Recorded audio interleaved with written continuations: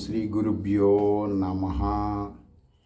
లలిత త్రిశతి ఈనాటి నామము హరారాధ్య. ఈ నామాన్ని కొంతమంది సాధకులు కామెంట్లలో వాటిల్లో మీ వివరాలు కావాలండి, మీతో మాట్లాడాలి అది ఇది అంటుంటే మీకు ఒక ఫోన్ నెంబర్ చెప్తాను. దాన్ని ఫోన్ చేస్తే మీకు నాతో మాట్లాడితే ఏ విధంగా ఉంటుందో అదే సూత్రం ప్రకారం ఆయన శ్రీ విద్య గురించి మీకు పూర్తి వివరాలు చెబుతాడు. 87900 అర్థమైందండి. 87900 48735 48735 87900 48735 అర్థమైందండి. మీరు ఆయనకి ఫోన్ చేసి ఏమంటే మాకు ఈ అనుమానాలు ఉన్నాయి శ్రీ విద్యలో, మేము గురువు గారితో మాట్లాడాలంటే మరి ఆయన అనుష్ఠానంలో ఉంటారు కదా అంటే ఈయన మీకు అన్నీ మీ అనుమానాలు నివారణ చేస్తాడు.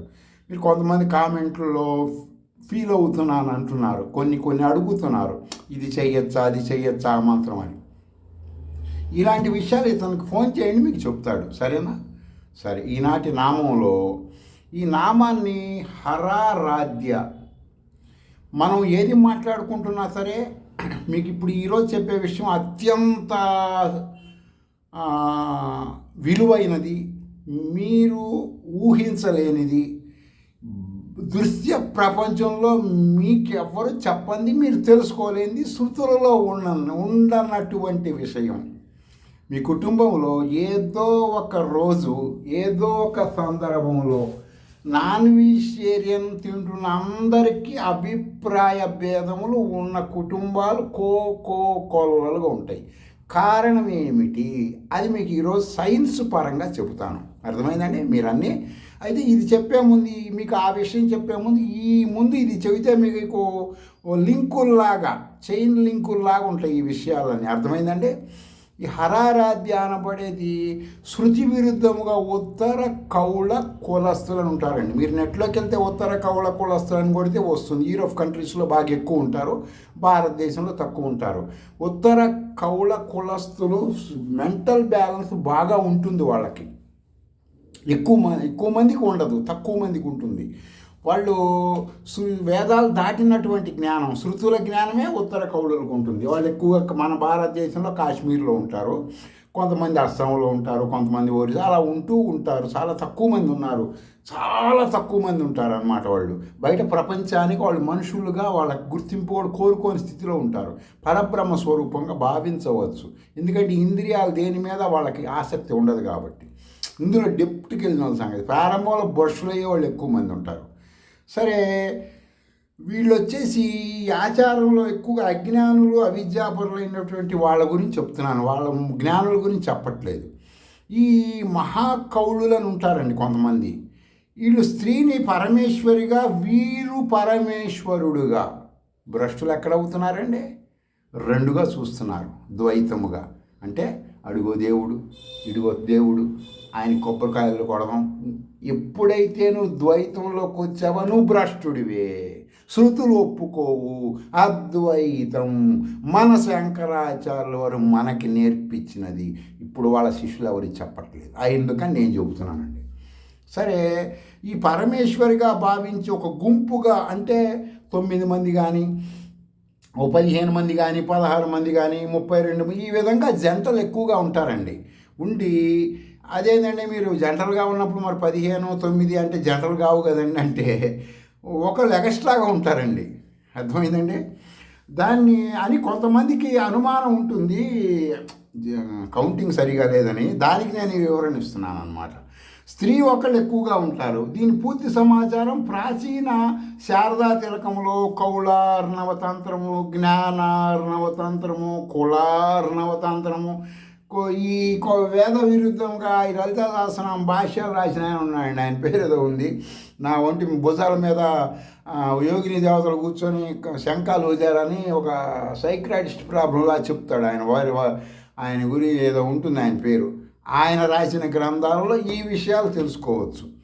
అయితే ఈ సర్వతంత్రాలు శృతికి విరుద్ధము. అర్థమైందండి? శృతికి విరుద్ధము. ఈ తంత్రాలన్నీ. ఎందుకంటే ఈ తంత్రాల్లో వీడు వాడుతున్న కొన్ని ఆహారాల వలన బయట అత్యంత దుర్బలమైన అతి శూద్ర అతి పామర అని శృతి విరుద్ధంగా అజ్ఞాని అవిద్యాపరులకు ఉన్నవే వీళ్ళకి కూడా కలిగే అవకాశాలు ఎక్కువ. ఎందుకని? ఎట్లా అండి?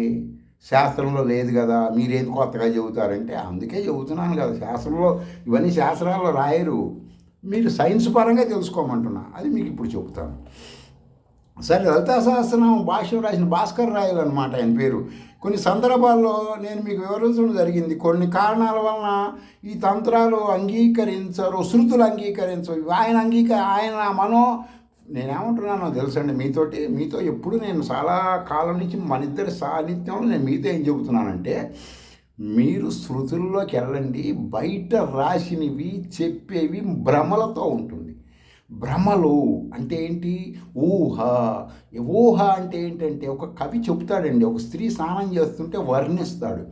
రవి వర్మ అని ఒక ప్రముఖ చిత్రకారుడు అలా ఊహిస్తారు. అవి సత్యాలు కావు, శృతులలో ఉండవు. కాబట్టి అందుకే శృతులు అని చెబుతున్నా. అంతేగాని వేరేగా నాకు ఈ వీటి మీద పురాణాల మీద దురభిప్రాయం లేదండి. భ్రమలతో కూడి చెబుతుంటారు వాళ్ళు. పరమేశ్వరుడికి భ్రమ ఉండదు, పరమేశ్వరికి భ్రమ ఉండదు. మనిషి శరీరం ధరించిన మలమూత్రం ధరించిన ఎవరైనా శంకరాచార్య వాళ్ళతో సహా కూడా భ్రమలతో ఉంటారండి. కానీ వాళ్ళు మానసిక స్థితి బుద్ధి స్థితి దాటింది కాబట్టి వాళ్ళకి అప్పుడు అలౌకికమైన శక్తులు అలౌకిక సిద్ధుల వలన ఉంటారు. ఈ అందరూ ఉండలేరు కదా, ఆలోచించండి. సరే ఇప్పుడు సపోజు కొన్ని కారణాల వల్ల, కానీ రమణ మహర్షి దగ్గర ఉన్నటువంటి గణపతి మహాముని, శృంగేరి విరూపాక్ష పీఠము అని పీఠాలు చాలా ఉన్నాయండి. కోర్టు కేసులు 24 గంటలు కొంతమంది లాయర్లకి డబ్బులు ఇచ్చి పోషిస్తుంటారు. వీటిల్లో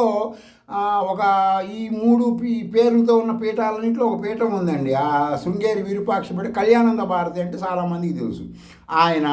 వీళ్ళు శృతి విరుద్ధముగా అంగీకరించరు, శృతి ప్రామాణికంగానే ఒప్పుకుంటారన్నమాట. ఈ కౌలాచారాలు ఇవన్నీ వీళ్ళు ఒప్పుకోరన్నమాట.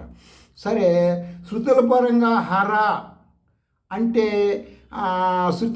శ్రీ విద్యాోపాసకుడు షడంగముల్లో మీ అందరికీ షడంగాలు, శ్రీ విద్యాపరంగా షడంగాల జ్ఞానం ఉన్న అందరికి కూడా కీలకము అంటే తెలుసు కదా. మీ అందరికీ కీలకం అంటే దాన్ని ఎక్కడ టచ్ చేయాలి, ఏ పార్ట్లో ఉంటుంది కీలకం అంటే ఆ మంత్ర దేవత అని మీకు జ్ఞానం ఉంటుంది. ఆ దేవత ముట్టుకునే స్థలములో బ్రహ్మోపనిషత్తు పరబ్రహ్మ స్వరూపిణి ఉంటుందండి. అర్థమైందండి? శివుడిగా లేకపోతే ఆత్మజ్ఞానం కోసం తపస్సు చేసి పరమేశ్వరి అని ఆత్మజ్ఞానం కోసం శివుడు తపస్సు చేశాడండి పరమేశ్వరి గురించి. అర్థమైందండి? శివుడేం టాప్ మోనార్కేం కాదండి. శివుడిని మీరు అందరూ కూడా గుంపులుగా చెబుతుంటారు, ఆయన పెద్ద టాప్ ఏం కాదండి. ఆయన కూడా మీలాగే, మీకు శృతుల్లోకి వెళ్తే తెలుస్తుంది, ఆయన మీలాగే తపస్సు చేశాడండి. చేస్తే అప్పుడు ఆయన అనుగ్రహించింది శివజ్ఞాన ప్రదాయిని. అర్థమైందండి? లలితాసహస్రంలో అదే ఉంటుందండి. మీరందరూ శృతుల్లోకి వెళ్ళకపోతే అంధపరంపర అంటే ఇదేనండి. ప్రతిోడు శివుడు ఓం నమ శివాయకే శివుడికి సంబంధం లేదు, గుర్తుపెట్టుకోండి. అందుకని శివుడు గారి శృతి ప్రామాణిక, అది మంత్రం. ఆ మంత్రం అది రూపము. ఓం అంటే సృష్టి విఖ్యాత విశ్వవిఖ్యాత పరబ్రహ్మ స్వరూపం అని ఓం అంటే. నమః అంటే నమస్కారం చేస్తున్నాం, శివాయ అంటే శుభములు ఇచ్చువాడు. That's all. శబ్ద అర్థ జ్ఞానం అది. ఓం నమ శివాయ అంటే విశ్వవిఖ్యాత పరబ్రహ్మకి నేను నమస్కారం చేస్తున్నాను. ఇక్కడ శివుడు వేరు, అక్కడ మంత్రం వేరు. నువ్వు నీ భ్రమలతో ఊహించుకుంటున్నావు. ఎవడో ప్రవచనాకారుడు రాత్రి తినది అరగకపోతే వాడు పొద్దునే చెప్పే భ్రమలని నువ్వు ఊహించుకుంటున్నావు, శృతులలో ఉండవు. అర్థమైందండి? సరే, ఇక్కడ శివుడికి జ్ఞానం ఇచ్చింది కదా, ఆత్మజ్ఞానం. అందుకని చెప్పి ఈ యొక్క చెస్ట్ దగ్గర కీలకం అంటారండి ఆ షడంగాల ఆరోది. ఆ కీలకం ముట్టుకునే స్థలంలో బ్రహ్మోపనిషత్ పరబ్రహ్మ స్వరూపిణి అనబట్టి ప్రతి సాధకుడు శివుడు. అర్థమైందండి? ఎప్పుడైతే నువ్వు ఆత్మజ్ఞానం కోసం చేసి శివుడు తపస్సు చేశాడా, విష్ణుమూర్తి చేశాడా, బ్రహ్మదేవుడు చేశారా, అందరూ చేసిన వాళ్ళే కదండి వీళ్ళందరూ. వీళ్ళేం పైనుంచి చించుకొని రాలేదండి, గుర్తుపెట్టుకోండి. వీళ్ళందరూ కూడా పరమేశ్వరి గురించి తపస్సు చేసిన వాళ్ళే. అర్థమైంది? సగుణాకార పరబ్రహ్మమే పరమేశ్వరి, నిరాకార నిర్గుణ విశ్వవిఖ్యాత స్వరూపమే పరమాత్మ. అది ఆత్మజ్ఞానము, అది బ్రహ్మోపనిషత్తు జ్ఞానము. అర్థమైందండి? సరే, ఈ ఆత్మజ్ఞానం కోసం తపస్సు చేశాడు కాబట్టి శివుడిని అనుగ్రహించింది. అందుకని శివజ్ఞాన ప్రదాయిని. శృతి ప్రామాణికంగా ఎక్కువసేపు మీరు అలౌకిక స్థితిలో ఆరాధిస్తే జ్ఞానం వస్తుంది. కొంతమంది మంత్రం మొదలు పెట్టంగానే పడిపోతూ ఉంటారు. అంటే ఏంటి? రాత్రి నిద్రపోయావు కదా, రాత్రి నిద్రపోయావు, పొద్దున్నే ఎందుకు వస్తుంది మత్తు నీకు? ఆలోచించండి. అంటే నీ మనసు అత్యంత ప్రశాంతమైన స్థితిలోకి వెళ్తుంది. ఎప్పుడు వెళ్తుంది? మంత్రం చేసినప్పుడు వెళ్తుంది. ఆ మంత్రదేవత నేను ప్రశాంతమైన స్థితి ఎప్పుడు ఉంటుంది? మీకు సర్వశృతుల్లో ఏముంటుంది? సహనావతు సహనౌ భునక్తు సహ వీర్యం కరవావహై ఓం శాంతి శాంతి శాంతి అంటుంది కదా శృతి. అంటే ఏంటి? నువ్వు శాంతిగా ఉన్నావు. ఎప్పుడైతే నీ మనశ్శాంతిగా ఉన్నావో నీ బుద్ధి పరమేశ్వరిలోకి వెళ్ళిపోతుంది. అప్పుడు నీకు జాగృత అవస్థ మర్చిపోయి జపమాల పడిపోయి నువ్వు పడిపోతున్నావు. అర్థమైందండి? దాన్ని సుషుప్తి. అర్థమైందండి? జాగృత అవస్థ స్వప్నావస్థ దాటిన అవస్థగా చెప్తూ ఉంటారు కొంతమంది యోగ మార్గ పురుషులు. అర్థమైందండి? కాబట్టి మీకు కూడా ఆ జ్ఞానం శివుడికి వస్తుంది చేస్తే. మీరు చెయ్యట్లేదు కదా. మీరు ప్రవచనాలు చెవుల్లో పెట్టుకొని స్పీకర్లు వింటున్నారు. శృతుల జ్ఞానమేనండి. మంత్రం నేర్చుకోండి, శబ్దం నేర్చుకోండి, అర్థం తెలుసుకోండి, ఓకే, మీకు కూడా వస్తుంది. ఆ విధముగా ఒక అత్యంత కష్టంతో 45 నిమిషాలు చేయలేకపోతున్నారు మీరు. గగనం అన్నమాట. ఆకాశానికి వెళ్ళి రమ్మంటే వెళ్ళి వస్తారు, కానీ ఏదైనా ఒక మంత్రం ఒక 45 నిమిషాలు చేయలేకపోతున్నారు. మీకు ఆ ఫీలింగ్స్ తెలియట్లేదు. మేము చెప్పిన సత్యమా సత్యమని ఊగిసలాట ధోరణిలో మీరు ఉంటున్నారు. శృతులు అబద్ధం చెప్పవు కదా. మీరు అది ఎందుకు నమ్మట్లేదు? మీకు అనుభవాలు కలగట్లేదు. కారం ఘాటుగా ఉంటుంది, నోట్లో వేసుకుంటే మండుతుందని చెప్పింది శాస్త్రం. అందరూ ఆహా ఓహో అంటారు. ఎందుకు? ప్రతి వాడికి దాని అనుభవం ఉంది కాబట్టి. చిన్నపిల్లవాడికి అబక్కన పట్టుకు కారం ముట్టుకోవాలని అంటే ఎందుకు? నీ అనుభవం వాడికి చెబుతున్నావు. నువ్వు అనుష్ఠానం చేసే నీ అనుభవం నీ భార్య నీ పిల్లలకి తెలుస్తాయి. అలా తెలియవు కదా. ఆలోచించండి. ఈ వివరణ చాలు అని అనుకుంటున్నా. ఈ నామానికి, హరారాధ్య అనే నామానికి ఈ వివరణ చాలు. కాబట్టి ఎవరి ఫీలింగ్స్తో రాసిన మంత్రతంత్ర గ్రంథాలు చూసి మోసపోకుండా, మీరు పుస్తకాలు మార్కెట్లో కొనేవన్నీ కూడా ఇవాళ వాళ్ళ ఫీలింగ్స్, ఆ రచయితల ఫీలింగ్సే. శృతులలో ఉన్నవే సత్యము. Reality show. శృతి అంటే రియాలిటీ. ఉపనిషత్తుల పరంగా శ్రీ విద్యను తెలుసుకొని నిదానంగా ఉన్నతంగా ఆరాధించి ఆత్మజ్ఞానులు అవ్వండి. హరారాధ్య అంటే శృతుల ప్రామాణికముగా అపరా విద్య అంటారు. అవునండి, శివుడు కూడా అపరా విద్య చేశాడు, విష్ణుమూర్తి కూడా చేశారు. మీరు నేనెంత అపరా విద్య అంటారు. శివుడు చేసింది కూడా. ఆఖరి శివుడు రాముడు శివలింగానికి పూజ చేశాడా? శివుడు శివలింగానికి చేశాడా? శివుడు లేకపోతే విష్ణుమూర్తికి చేశాడు. ఇవన్నీ అపరా విద్యలు అంటారు. దేంట్లో? శృతులలో. అర్థమైంది? రెండే విద్యలు ఉంటాయి, అపరా విద్య, పరా విద్య. వీళ్ళందరూ అపరా విద్య చేశారు. అర్థమైందండి? శృతుల ప్రామాణికముగా అపరా విద్య సాధన చేస్తే ఒక దశాబ్ద కాలంలో కీర్తి కాంత కనకములు అనబడే సమస్యలు నివారణ అవుతాయి. అర్థమైంది? ఒక దశాబ్దంలో అవుతాయి. మీకు చాలాసార్లు నేను మంత్రం గురించి చెప్తే కొంతమంది మేము 40 రోజులు చేసామంటే కలిసి రాలేదంట. మీరు ప్రవచనాల మాటలు వింటున్నారు, రాంగ్ స్టెప్ చేస్తున్నారు. 40 రోజులు ఒక రంగు పూసల మాల వేసుకున్నామండి, ఆ దేవుడిది అది ఇదని వాళ్ళెవరో చెప్పారు, శృతులు చెప్పలేదు. శృతి ప్రామాణికంగా నువ్వు లెక్క వేయాలంటే వ్యాకరణ నిరుక్తాల ప్రామాణికంగా ఆ అంధ పరంపర ఫలిత జ్యోతిష్కం కాకుండా ఖగోళ శాస్త్రరీత్యా లెక్కలు బ్రెయిన్ బుద్ధి ఉపయోగించి తెలుసుకోవాలి. 40 రోజులంటే పగలు రాత్రి 40 రోజులు కలిపితే ఎన్ని గంటలో అన్ని గంటలు చెయ్యాలి. అది శృతి చెబుతుంది 40 రోజులని. నువ్వేదో వాడేవాడో రాత్రి బాగా తిని మామిడికాయ రసాలు బంగిన పిల్లి రసాలు వేసుకొని ఫుల్గా దీన్ని పడుకొని పొద్దున్నే రాత్రి వాళ్ళ ఆవిడతో చెబుతాడు, పొద్దున్నే చూడు నా పేరు మారుమోగేటట్టు చేస్తానని అందరికీ చెబుతాడు. మీరు 39 రోజులు చేయండి, నేను ఈ మంత్రం మీరు క్లిక్ అవుతారు అనగానే అందరు చేసి అవ్వట్లేదండి. వాడి చెప్పిన వాడి కుటుంబాన్ని గ్రౌండ్ రిపోర్ట్లో వెరిఫికేషన్ చేయాలి మనం. అర్థమైందండి? నేను అలాగే చేశాను. నేను తొందరపడి మా గురువుగారిని కూడా నమ్మలేదండి, సమస్య లేదు.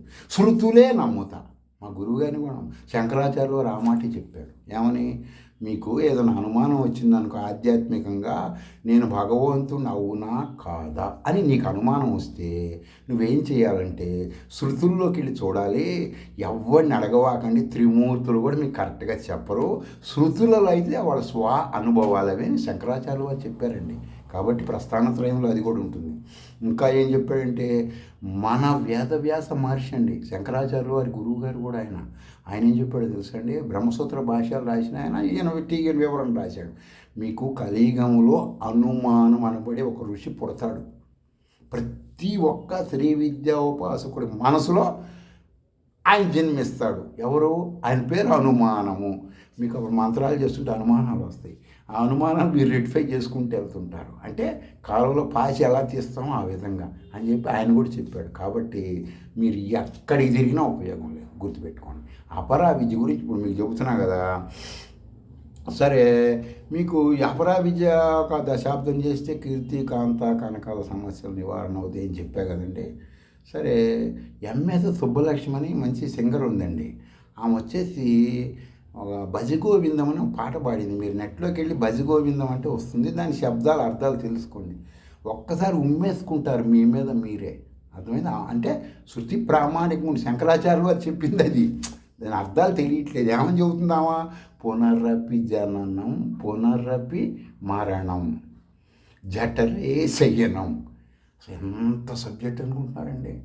అసలు అది మనం విన్నంగానే మన మీద మనకు అసహ్యం పుడుతుందండి. మలము మూత్రము అస్యకరమైన దాంట్లో పడుకొని ఉంటావురా నువ్వు, ఏంట్రా నీ కర్మ, నువ్వు ఒక ఆత్మస్వరూపుడు అని ఆమె పాటల ద్వారా చెప్పింది. ఆమె కూడా పాటించలేదు అనుకోండి, క్యాష్ కోసం పాడింది, అది వేరే. శృతి ప్రామాణికంగా ఉంటుందో చూసుకోండి. భారతదేశంలో విరజిమ్మింది ఆ పాటను, అన్ని భాషల్లో విరజిమ్మింది. శబ్ద విస్ఫోటం అంటారండి. కానీ ఆ పాట అదంతా విన్న ఒక్కడైనా ఆత్మజ్ఞానం తెచ్చుకుంటాడని నేను అనుకోనండి. అంత డెప్త్ సబ్జెక్ట్ అది. అదొక్కటి శబ్ద అర్ధజ్ఞానంతో అదొక్కటి తెలుసుకుంటే శ్రీ విద్య కూడా చేయక్కర్లేదండి. ఎవ్వడు కూడా పొద్దున్న దాన్ని ఒక గంట సేపు విన్నాడంటే చాలండి, వాడికి ఆత్మజ్ఞానం వచ్చేస్తుంది. సరే,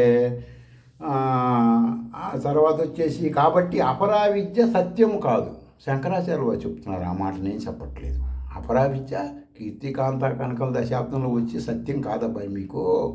పరావిద్య అంటే శృతి ప్రామాణికము. దానివలన త్రిమూర్తులు త్రిశక్తులు సర్వదేవతలు నీ మాట వింటారు, నువ్వు చెప్పింది వింటారు. ఎస్ బాస్ అని నీ దగ్గరికి వస్తారు. ఎవరు? ఇందా చెప్పుకున్నాం కదండి, మహానుభావులు వాళ్ళందరూ కూడా నీ దగ్గరికి ఎస్ బాస్ అని వస్తారు. ఎప్పుడు? పరావిద్యలోకి వెళ్తే, అపరావిద్యలోకి వెళ్తే కాదండి. ఈ యొక్క తేడాలు మీ గురువులను అడిగి తెలుసుకోండి. మీ గురువులను అడిగితే మీరు సహజంగా ఈ శ్రీ విద్య అనేది గురు పరంపర విద్యలే అండి, ఇవి విడిగా తెలియవు. మీ గురువులను అడగండి, తెలుసుకోండి. చాందోగోపనిషత్తులో ఈ పరావిద్య అపరావిద్యకు సంబంధించింది సరే చాందోగోపనిషత్తులను చెబుతాను. కానీ మీకు ఇందాక నేను మనుషుల గురించి ఏదో ఒక టాపిక్ చెప్పాను ఏంటంటే నాన్ వెజిటేరియన్ తినేవాళ్ళ గురించి. మీరందరూ కూడా మీ ఫోన్ ఉపయోగించి నెట్లోకి వెళ్ళి ఫస్ట్ కాగితం పెన్ను పెట్టుకొని ఏం రాసుకుంటారంటే, తీవ్రమైన కోపంగా ఉన్నప్పుడు ఏ హార్మోన్స్ రిలీజ్ అవుతాయి, వాటి వలన నష్టం ఏంటని రాసుకోండి. తర్వాత తీవ్రమైనటువంటి బాధ కలిగినప్పుడు ఏ హార్మోన్స్ వస్తాయని రాసుకోండి. తీవ్రమైన కోపం కలిగినప్పుడు ఏ హార్మోన్స్ వస్తాయని రాసుకోండి. ఇలా 3, 4 రాసుకోండి. 3 నేను చెప్పాను. ఆ 3 రాసుకున్న తర్వాత మీరు వెంటనే మాంసం తీరే షాప్కి వెళ్ళి దాన్ని చంపుతారు కదండి, అప్పుడు చూడండి దాన్ని. అర్థమైందా? అది చంపేటప్పుడు కొన్ని సెకండ్స్ పడుతుంది. ఈ సెకండ్స్లో ఆ ప్రాణి ఈ చంపేవాడిని కోపంగా చూడటం, ఆవేదనగా చూడటం, భయంతో చూడటం చేస్తుంది కదా. అప్పుడు ఆ హార్మోన్స్ దాని బాడీలోకి ఎంటర్ అవుతాయండి. మొత్తం ఎంటర్ అయినప్పుడు మాంసంలో ఉంటాయి. అవి తింటారు కదా మీరు. అందుకని అవి తిన్నవాళ్ళు ఎక్కువ మందికి, అందరికీ కాదండి, కొంతమందికి వాళ్ళకి అనుమానం ఎక్కువ ఉంటుందండి. మానసిక సమస్యలు అందుకే వస్తాయండి. ఇప్పుడు ఫారిన్స్ కంటే ఇక్కడ ఇండియాలో మనోవైకల్య రోగాలు ఎక్కువ ఉన్నాయండి. దీనివల్లనే, వేరే దానివల్ల ఏం కాదండి. జన్మత మానవుడు ఉత్తముడు. ఇప్పుడు ఈ కెమికలేషన్ ఒకటి, మాంసం కెమికలేషన్ ఒకటి.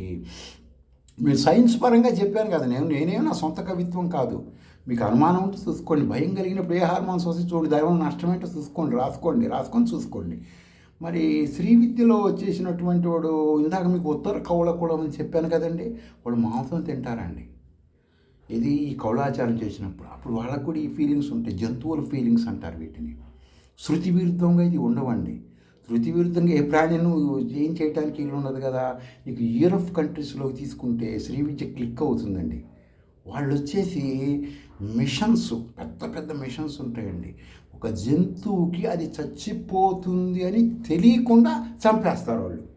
భారతదేశం అట్ట కాదండి. ఓ కోస్తా కోస్తా కోస్తా ఉంటారండి. ఈ కోసేసరికి అది మామూలుగా తిట్టుకోదండి. అది తిట్టుకునేటప్పుడు దాంట్లోంచి వచ్చే భయము, వేదన, కోపము, ఆందోళన, దేనివల్ల ఏ హార్మోన్స్ వస్తే రాసుకోండి మీరు. నేను చెప్పింది నమ్మమంటలా. అవి మీరు తింటున్నారు కదా, మీ పిల్లలకి పెడుతున్నారు కదా, మీరు ఆలోచించండి ఒక్కసారి. ఏ జంతువు అయినా సరే అండి. మరి కొన్ని నాటు కోళ్ళు ఇట్లా ఉంటాయి కదండి, మామూలుగా ఈ కెమికలేషన్ పెట్టకుండా కొంతమంది ఇళ్లలో పెంచుకుంటారు చూడండి. వాటిల్లో కొన్ని బాగా రిలేషన్స్ ఉంటాయండి యజమానితోటి, బాగా రిలేషన్స్తో. దానికి చంపుతున్నామని తెలిసినప్పుడు అది దానంతట అదే ఆహారం అవడానికి ఇష్టపడుతుందండి. వీళ్ళ మీద ద్వేషం పెట్టుకోదండి. అందుకని ఆ రకమైనటువంటివి, ఆ ప్రేమతో, ఆప్యాయత, అనురాగాలతో పెంచుకున్నటువంటి వాళ్ళు ఏం చేస్తారంటే, నేను ఎంతో జన్మ ధన్యమైంది, వీళ్ళకి ఆహారం అవుతున్నాను అనుకుంటుంది. కానీ ఏమాత్రం వేదన చెందదండి. చూడండి, నేను చెప్పిన నమ్మక్కర్లేదు, మీరు వెరిఫికేషన్ చేసుకోండి. మీరు అనేక కష్టాలు నష్టాలతో ఆ కోడిని పెంచుకున్నప్పుడు, మీకు అత్యంత ఆప్తులు వచ్చినప్పుడు దాన్ని ఆహారంగా పెట్టినప్పుడు అది బాధపడదు. ఇది శృతి ప్రామాణికం కాదు, నేను ఇప్పుడు మీకు చెప్పింది పురాణ ప్రామాణికంగా తీసుకోవాలి. దీన్ని ఆప్తవాక్యంగా తీసుకోవాలి. అంటే దేశమాన కాలమాన పరిస్థితిని బట్టి చెబుతున్నాను మీకు ఈ విషయం. శృతుల్లో ఉండదండి. మీరు మళ్ళీ ఏంటంటే, మీరు ఎప్పుడు శృతుల గురించి చెబుతున్నారు, ఉపనిషత్తుల గురించి ఇది తీసుకొచ్చి మళ్ళీ ఇందులో ఇందులో ఏ ఉపనిషత్తులో ఉంది, మేము గూగుల్లోకి వెళ్తామంటే మనం ముందుగానే చెబుతున్నాం. ఉపనిషత్తులు ఇది ఉండదు. ఇది నేను రీసెర్చ్లో తెలుసుకున్న సత్యం. అర్థమైందండి. నేను ఆమ్నాయ, సమామ్నాయ, షడా ఆమ్నాయ, మంత్ర, తంత్ర, యంత్ర రీసెర్చ్ పర్సన్ని. నేనేమి శ్రీ విద్యోపాసకున్నో, వేదం చదివిన వాడినో కాదండి.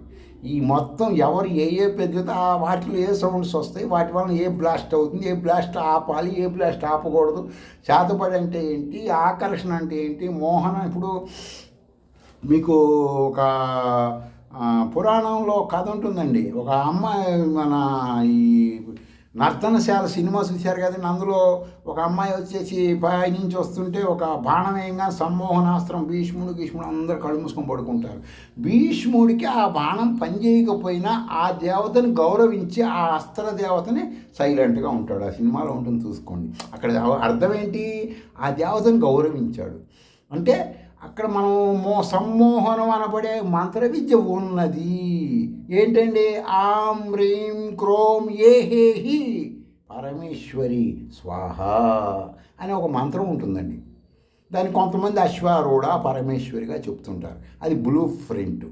ఆం హ్రీం క్రోం పాశ బీజాలు, అంకుశ బీజాలు, ఆకర్షణ బీజాలు అనేక ఉంటాయండి. ఎందుకని ఉంటాయండి, ఆం అంటే పరాశక్తి బీజం, హ్రీం అంటే మీ గతంలో కూడా మీకు హ్రీంకారం గురించి చెప్పాను. ముఖ్యమంత్రి, తర్వాత health minister, finance minister, home minister, నలుగురు ఏకకాలంలో వచ్చేది హ్రీం అని చెప్పాను.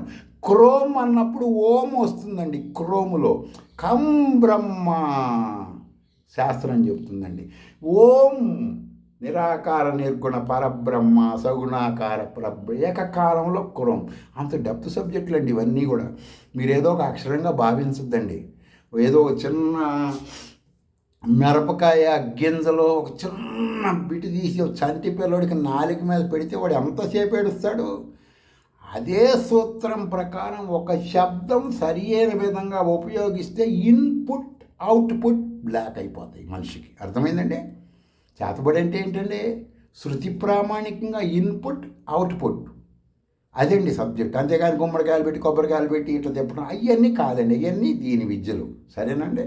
కాబట్టి మీరందరూ, మీకు నాన్ వెజిటేరియన్ గురించి చెప్పాను కాబట్టి మిమ్మల్ని తినద్దని నేను చెప్పట్లేదండి. శ్రీ విద్యాోపాసకులుగా ఉంటున్న వాళ్ళు, కౌళాచారం చేస్తున్న వాళ్ళ వల్ల వాళ్ళు కూడా భ్రష్టులు అవడానికి కారణం ఏంటి, వాట్ ఈజ్ వాట్ అనేది మీకు నేను సైన్స్ పరంగా వివరించాను. ఆ సబ్జెక్ట్ అంతటితో క్లుప్తంగానే చెప్పాను. మీరు వివరంగా కావాలంటే అది వేరే విషయం. సరే, ఈ అపరావిద్య పరావిద్య గురించి ఛాందోగోపనిషత్తులో సత్యకామ జాపాలని మీకు చెప్పాను కదండి. నేను ఋషుల పరంగా చెప్పాను. ఒక నామాల్లో కూడా ఆ మహారుషి వస్తాడు కదండి, అతన్ని గౌతమ మహర్షి ఆశ్రమం ఉన్నప్పుడు ఆ బ్రహ్మ విద్య చెప్పడండి, శ్రీ విద్య చెప్పకుండా ఆవుల్ని, ఎండిపోయిన ఆవుల్ని బలం లేనిచ్చి తోలుకొనిరా 100 తీసుకొచ్చినా చూద్దాం.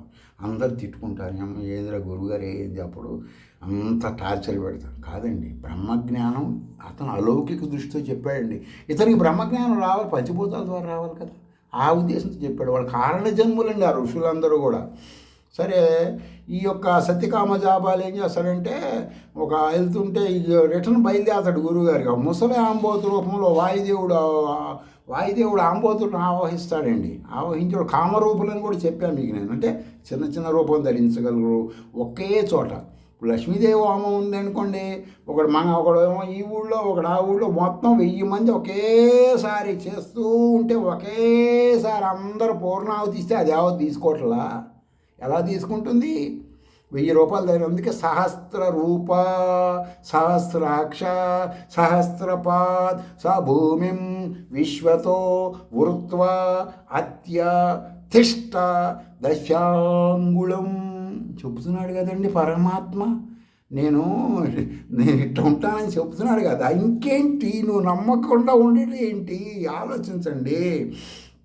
సరే, ముసలాంబోతుని వాయుదేవుడు ఆవహించి, ఓ జాబాలి, మీ గురువుగారు చెప్పలేదు నువ్వేమనుకోవాక, గురువులు క్యాష్ ఇయ్యింది చెప్పరయ్యా, నీ దగ్గర క్యాష్ లేదు కదా, నేను చెబుతా నేను మెచ్చుకున్నాను నీ అనుష్ఠానానికి.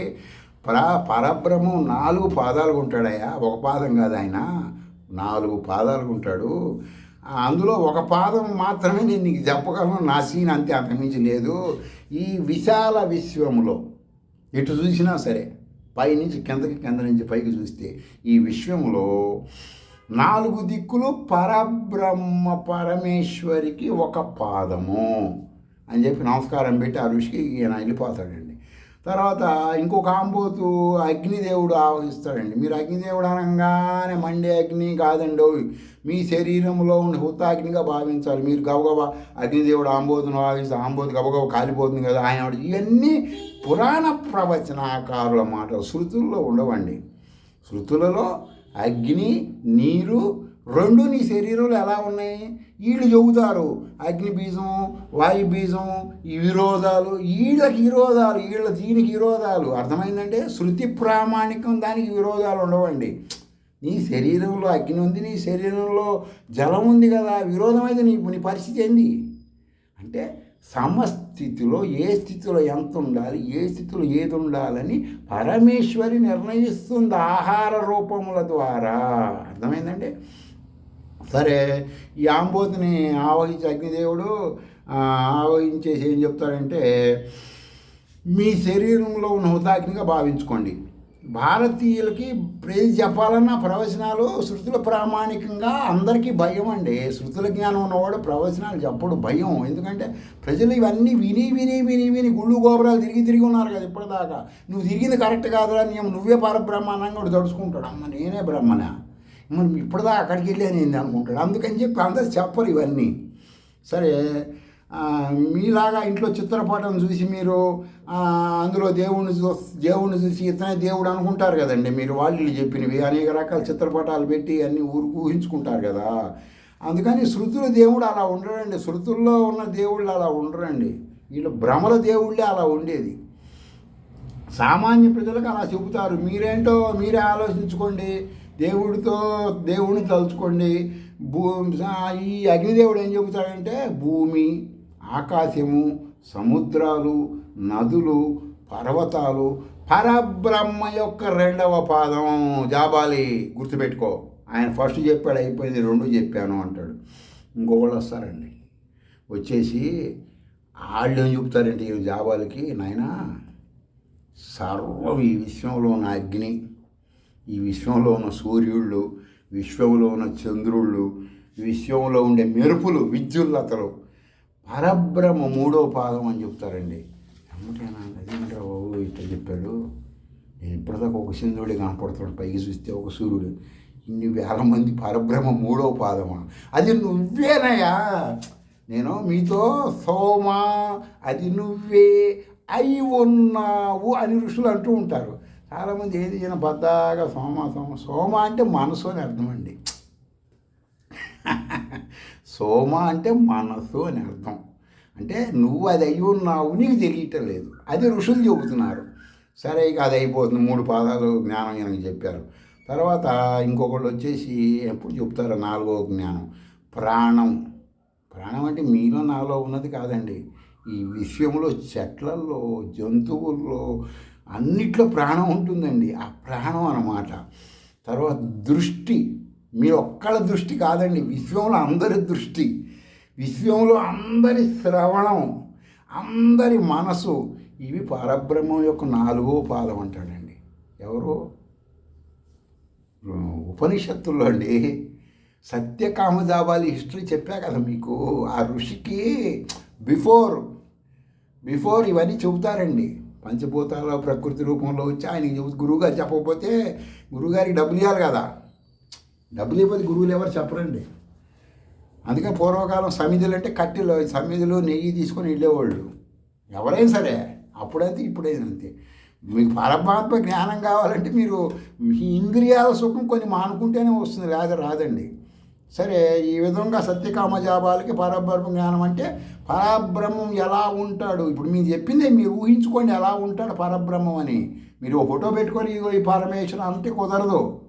పరమాత్మ ఎలా ఉంటాడో శృతుల్లో ఈ విధంగా ఉంటుంది. సత్యకామజాబాలి చాందోకోపనిషత్తులో చూసుకోండి. ఇందులో ఏముంటుంది అనుకుంటున్నారు మీరు? అత్యంత ఆశ్చర్యపోయే విషయం కూడా చెప్పనా?